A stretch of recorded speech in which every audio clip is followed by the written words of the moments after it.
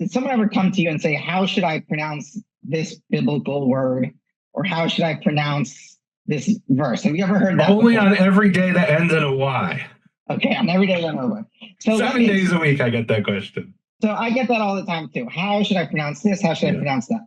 And it's a bothersome question. And I've come to the realization of why it's so tricky. Because when you're studying the Tanakh, the Hebrew Bible, and somebody says, how should I pronounce it? Well, what do you mean? What do you mean, how should I pronounce it? Do you mean how to pronounce it today in Israel? That's one way. Do you mean how would Moses have pronounced it? How would the people of the Dead Sea Scrolls have pronounced it? How would Jesus have pronounced it?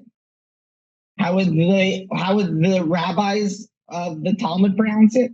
Or how would, for example, a lot of people today say, my parents came from Yemen. This is how they pronounced it in Yemen. Or my grandparents, they came from Iraq. This is how they pronounced it in Iraq or Iran. Or Morocco or Italy. So there's dozens of Jewish pronunciations historically. So basically, when somebody asks, how should you pronounce this word? It's a loaded question because they're basically saying, tell me how to pronounce it according to what historical place and time. That's basically what they're asking. So,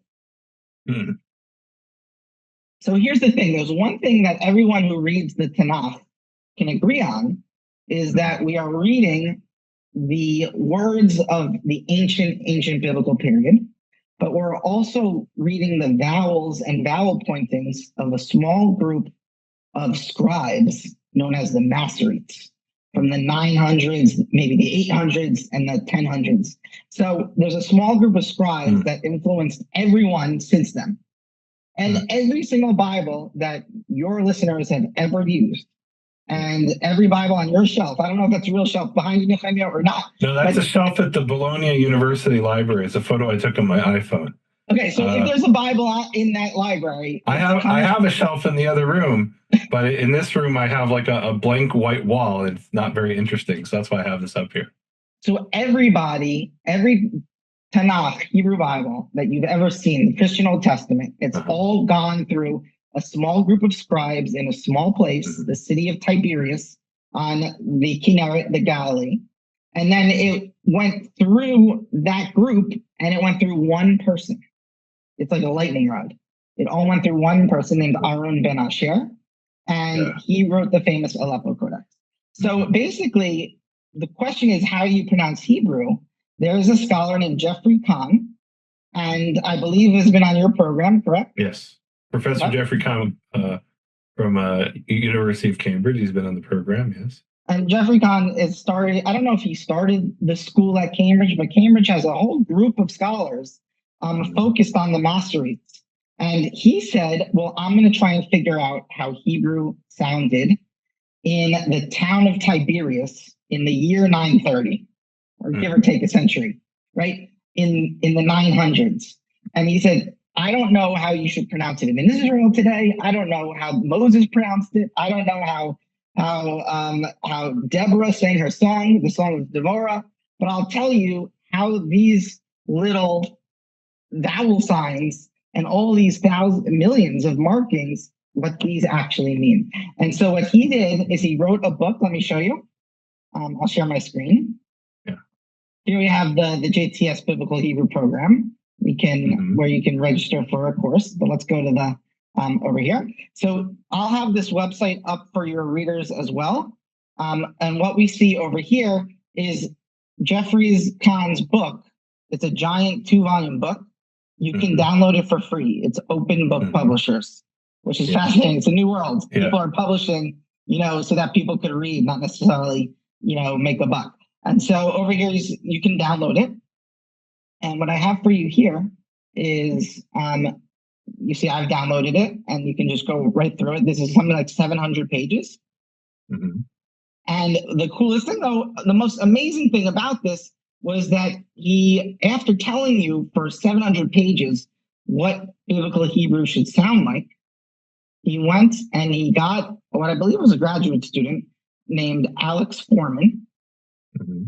And Alex Foreman is, from the brief bio on the website, he has he's able to converse in many Semitic languages, so Hebrew, Arabic, Aramaic, the big ones, all the things that you need. And over here, what he has is he's going to read Genesis 1, Genesis, and Psalm 1 according to the pronunciation of the Masoretes. Okay, so should we play it? You want to do it? Well, let's play it. Before we play it, though, and we had Jeffrey Kahn on the program. So one of the things that he says is, or let me ask you, because I'm interviewing you rather than saying things, right? So is it that Aaron Ben Asher just made up this whole system?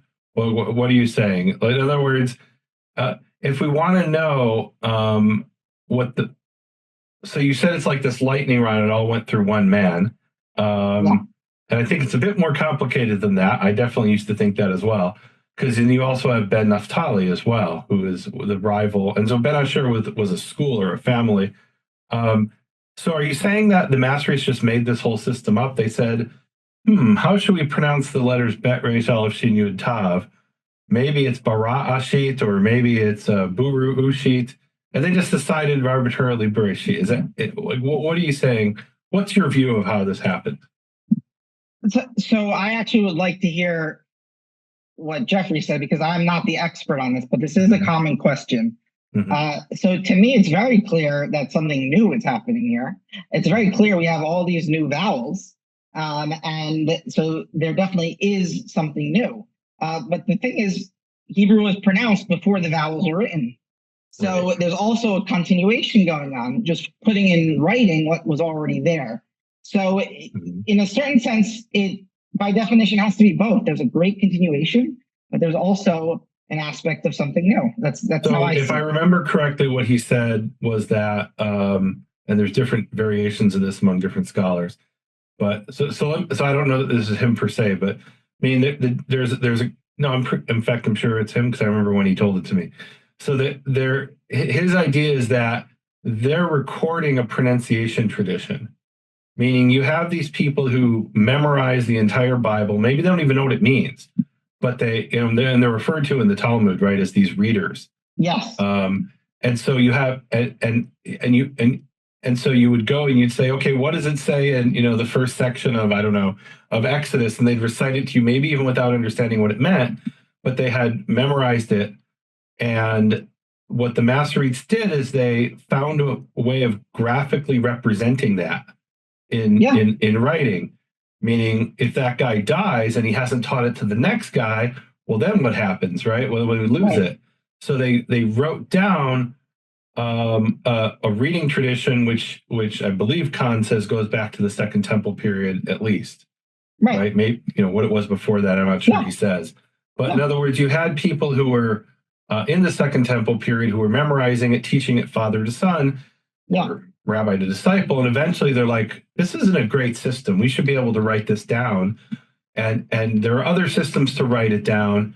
To write down languages that have been developed by the Syriac speaking Christians, and we should adapt one of those systems, and we should do something similar. Why can't we do what they did and write it down as well? Right.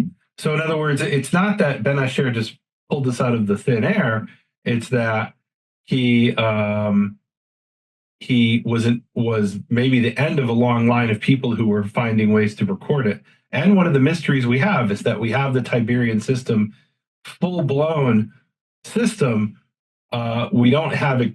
We don't see really much of a gradual evolution, so we're missing pieces of the puzzle.